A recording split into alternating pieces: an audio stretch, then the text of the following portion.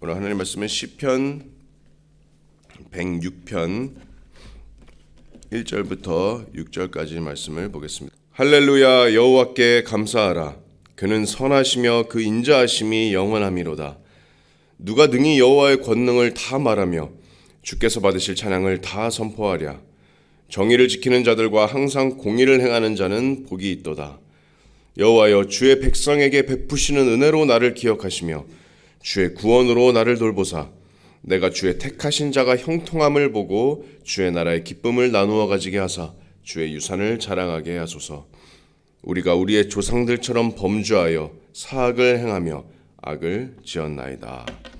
아멘. 여러분, 어떤 일화가 있습니다. 어떤 한 농부가 자기가 지금 고백하지 않은 죄 때문에 아주 힘들어하고 있었습니다. 그 죄 때문에 마음에 평안이 없었어요. 아무 일도 손에 잡히지 않습니다. 결국에는 스스로 버티지 못하고 이웃집 농장에 찾아갑니다. 그래서 이렇게 얘기합니다. 제가 예전에 당신 농장에서 제가 긴 밧줄을 하나 훔쳤습니다. 제가 제 잘못을 고백하고 그 밧줄을 제가 다시 돌려드리려고 왔습니다. 정말 죄송합니다. 그래서 이웃집 농부가 그 농부를 용서해 줬어요.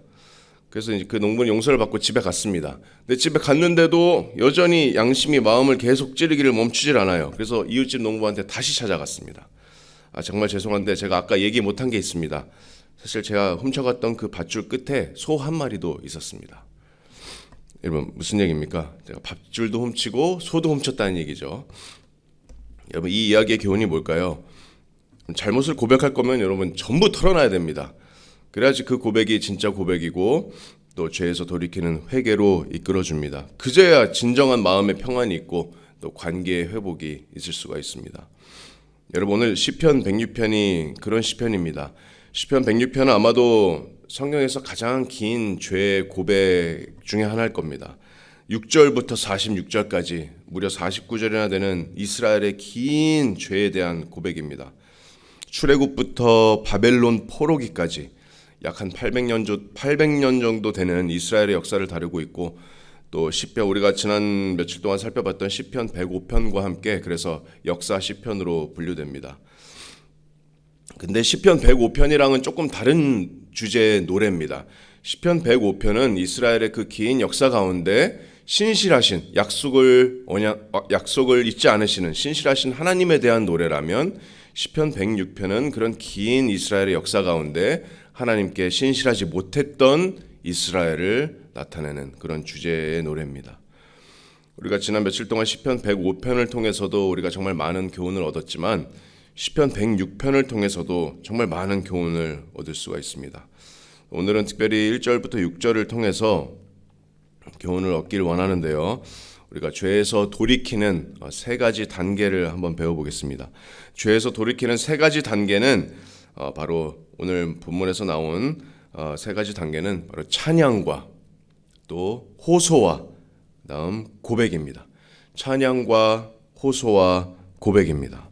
그래서 오늘 말씀을 따라서 우리가 죄 가운데 있을 때 죄에서 정말 돌이키고 그로 인해서 마음의 평안함과 또 하나님과의 관계의 회복과 또 기쁨을 누리는 저와 여러분들이 되기를 소망합니다. 첫 번째 단계는 찬양입니다. 여러분, 죄에서 돌이키길 원한다면 가장 먼저 찬양해야 됩니다. 근데 구체적으로 하나님의 성품을 찬양해야 됩니다. 1절부터 3절까지 말씀입니다. 자, 1절부터 보시면 106편 1절을 어떻게 시작하죠? 할렐루야, 이렇게 시작합니다. 할렐루야, 여호와께 감사하라. 그는 선하시며 그 인자하심이 영원함이로다. 할렐루야 뜻이 뭔가요? 하나님을 찬양하라입니다. 지금 이 시편이 온 회중이 함께 하나님을 찬송할 때 쓰이던 시편임을 생각하면 모인 온 회중에게 던지는 시편 기자의 명령입니다. 하나님을 찬양하라. 할렐루야. 근데 내가 이렇게 죄 가운데 있을 때 어떻게 하나님 앞에 할렐루야부터 외칠 수 있을까요? 기도의 자리에 나가기도 부끄럽지 않습니까? 물론 내가 죄 가운데 있으면 또 그 죄를 고백하지 않고 계속 혼자 그 죄 가운데 빠져 있으면 괴롭습니다. 수치스러운 마음이 있는 것은 당연합니다. 근데 우리가 그런 마음의 거짓말에 속지 말아야 됩니다. 하나님께서 이제 나는 쳐다보지도 않으실 거야. 이제 나를 하나님께서 벌 주실 거야. 내 기도도 듣지 않으실 거야. 이제는 날 포기하지 않으실까? 여러분, 그것은 올바른 마음이 아닙니다. 오히려 그럴 때일수록 우리 아빠 아버지에게 더 나가야 됩니다. 할렐루야, 하나님을 찬양하면서 나가야 됩니다. 여호와께 감사하라, 이렇게 1절은 명령하고 있는데 구체적으로 하나님의 성품을 찬양하고 감사해야 됩니다. 자, 어떤 성품을 구체적으로 얘기하고 있죠? 1절 하반절을 보시면 할렐루야, 여호와께 감사하라, 그는 선하시며 인자하심이 영원함이로다. 여러분, 내 영혼이 죄 가운데서 괴로워하고 있다면, 또 내가 죄 가운데 빠져 있다면, 그런 상태라면 내가 가장 먼저 찾아야 될 하나님의 성품이 바로 하나님의 선하심과 인자하심입니다. 그게 유일한 소망입니다. 내가 가장 먼저 찬양하고 가장 먼저 감사해야 될 것이 바로 하나님의 선하심과 인자하심입니다. 감사하라, 여호와께 감사하라. 감사해야 돼요. 나는 여전히 죄를 짓는 죄인이지만 하나님께서는 단 한순간도 선하심을 멈추시는 분이 아니라서 내가 감사합니다. 선하시고 인자하심이 영원하셔서 내가 그 하나님을 찬양합니다. 디모데후서 2장 13절 말씀을 새번역 성경은 이렇게 번역합니다. 우리는 신실하지 못하더라도 그분은 언제나 신실하십니다. 그분은 자기를 부인하실 수 없으시기 때문입니다. 또 다윗의 시편인 시편 23편 6절 말씀에 내 평생에 선하심과 인자하심이 반드시 나를 따르리니, 이렇게 고백합니다. 내 평생에, 내 이 땅에서 마지막 숨을 내쉴 때 그게 우리의 고백이 아닙니까? 내 정말 평생 동안 주님의 선하심과 인자하심이 나를 따라오셨다. 나한테 주님은 언제나 선하시고 인자하셨다. 자, 그렇다면 우리가 죄 가운데 있을 때도 가장 먼저 이 하나님의 성품을 찬양해야 됩니다.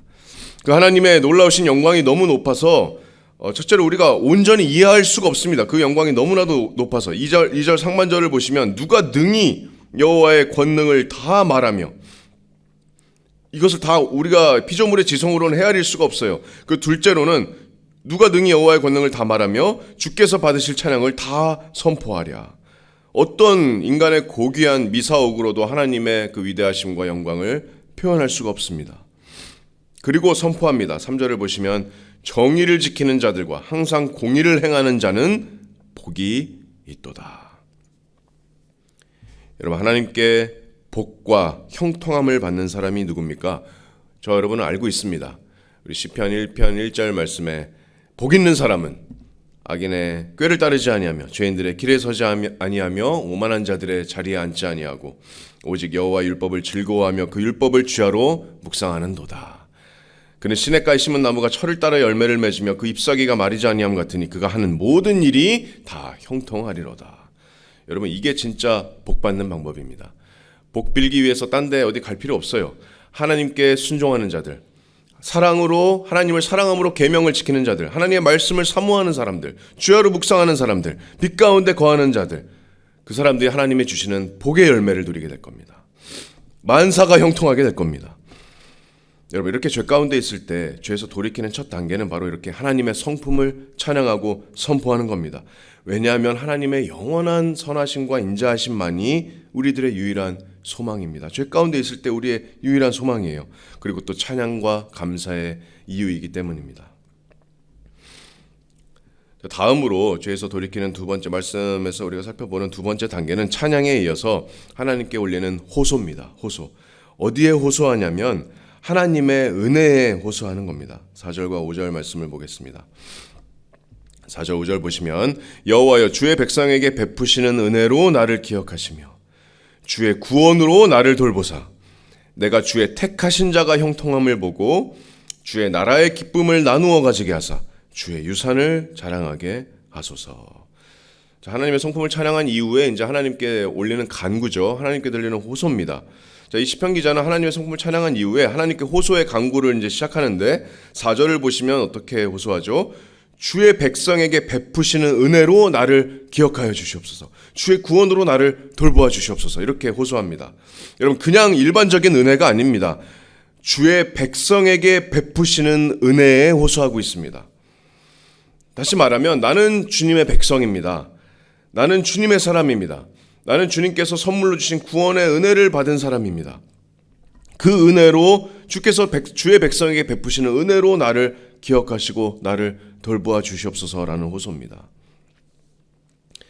여러분, 죄 가운데 있는 내가 기댈 곳은 하나님께서 주의 백성에게 베푸시는 은혜입니다. 그곳이 내가 기댈 유일한 소망입니다.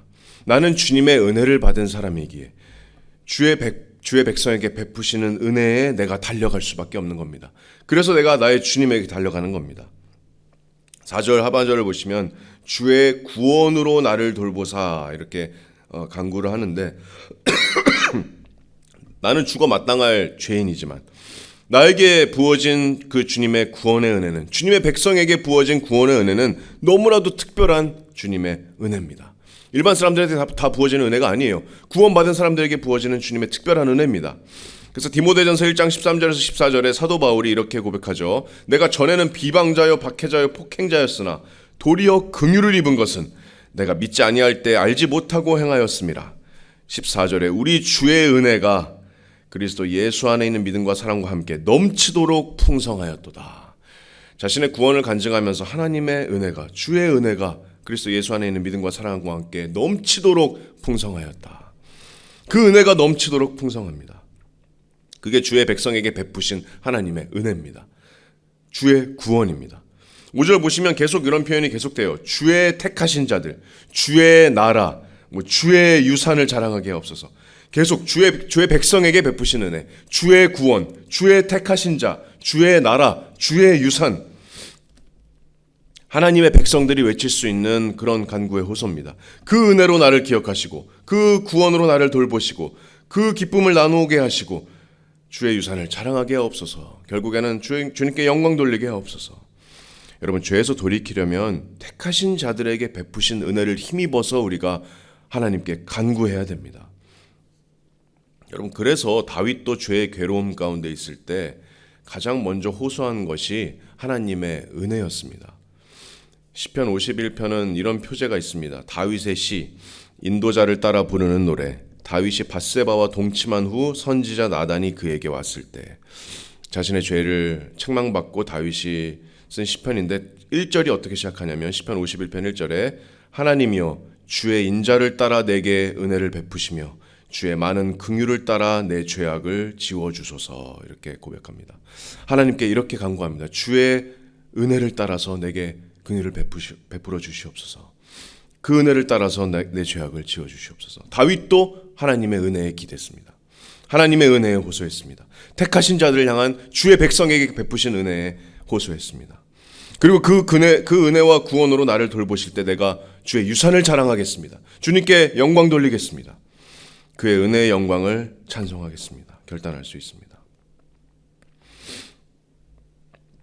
자, 하나님께 이 시편 기자는 찬양으로 시작했습니다. 하나님의 성품을 찬양했고 또 하나님의 은혜의 호소를 시작했습니다. 주의 백성에게 베푸신 은혜, 주의 구원으로 나를 기억하시고 돌보아 주시옵소서. 자, 그리고 이제는 죄의 고백의 단계입니다. 하나님 앞에 나의 죄를 고백하는 겁니다. 자, 6절부터 시편 기자는 이스라엘의 국가적인 죄의 고백을 시작합니다. 그 시작이 6절에 이렇게 시작합니다. 우리가 우리의 조상들처럼 범죄하여 사악을 행하며 악을 지었나이다.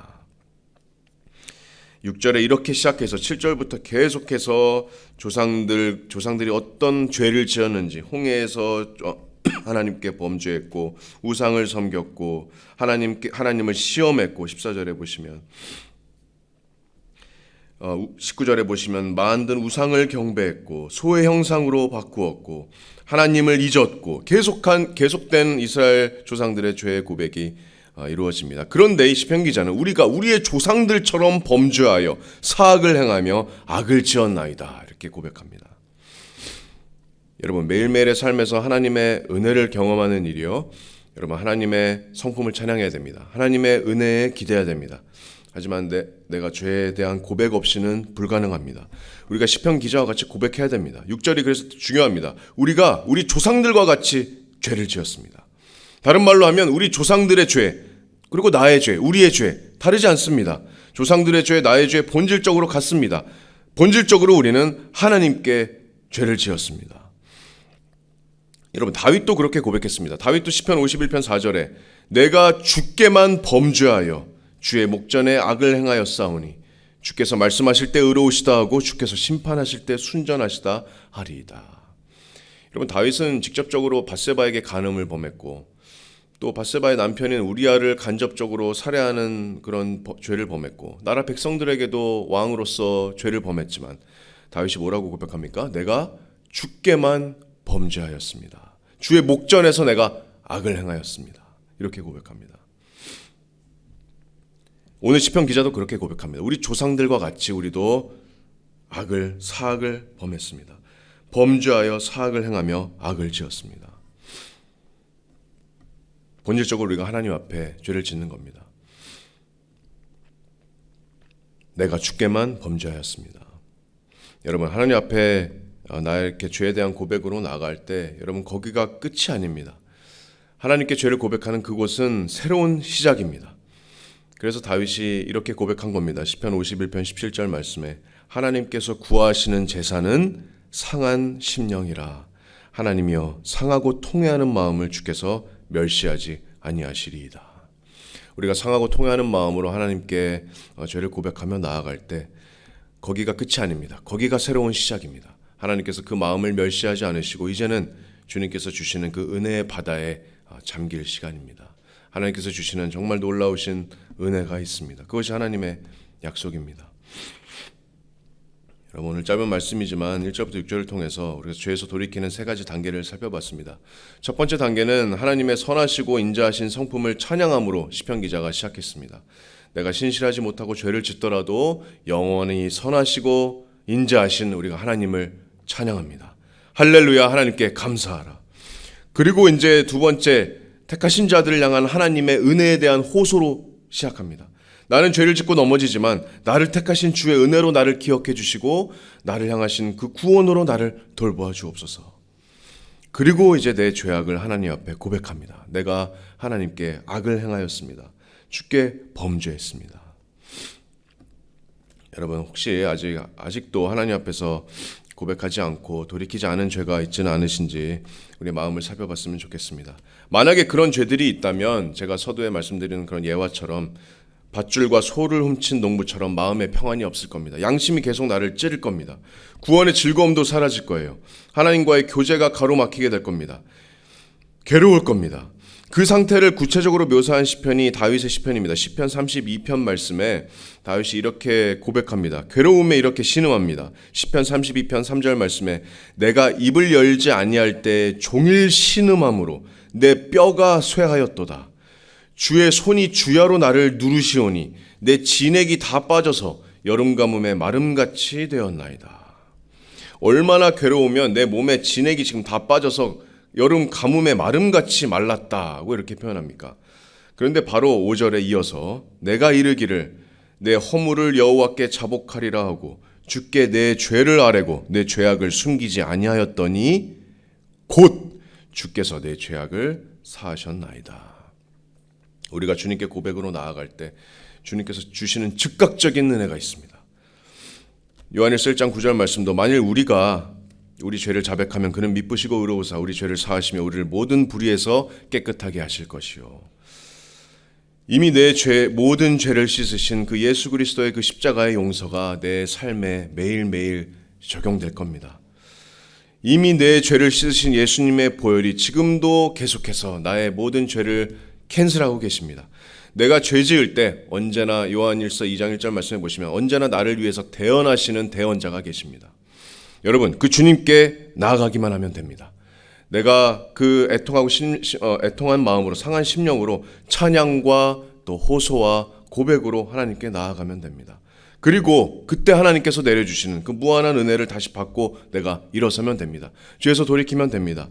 다시 한번 하나님께 순종의 그런 삶으로 정말 복 있는 삶으로 하나님의 율법을 주야로 묵상하고 악인들의 그런 길에 서지 않는 마음으로 그런 삶으로 내가 나아가면 됩니다. 그리고 나서 하나님의 그 무한하신 은혜를 다시 한번 경험하고 나서 그 십자가의 은혜를 내가 다시 한번 상기하고 나서 그 이후에 나의 합당한 반응은 나의 선하신 주님을 내 입술로 내 평생에 계속 찬송하는 겁니다. 그래서 시편 51편 14절 말씀에 다윗이 계속 이렇게 고백합니다. 하나님이여 나의 구원의 하나님이여 피 흘린 죄에서 나를 건지소서. 그 이후에 내 혀가 주의 의를 높이 노래하리이다. 15절에 주여 내 입술을 열어주소서 내 입이 주를 찬송하여 전파하리이다. 이렇게 내가 찬송할 수 있습니다. 나를 구원하신 하나님, 나에게 무한한 은혜를 베풀어 주신 하나님, 그리고 지금 이 순간에도 십자가의 은혜가 여전히 살아 숨쉬는 주님의 은혜를 내가 찬송하고 주님의 선하심과 인자하심을 내 평생에 전파할 수 있습니다. 그리고 마지막 날에 나의 모든 영과 혼과 몸을 주님이 강림하실 때까지 온전히 보존하신 하나님께 이렇게 고백할 수 있는 겁니다. 내 평생에 정말로 주님의 선하심과 인자하심이 나를 따르셨습니다. 그 고백이 저와 여러분들의 고백이 되기를 원합니다.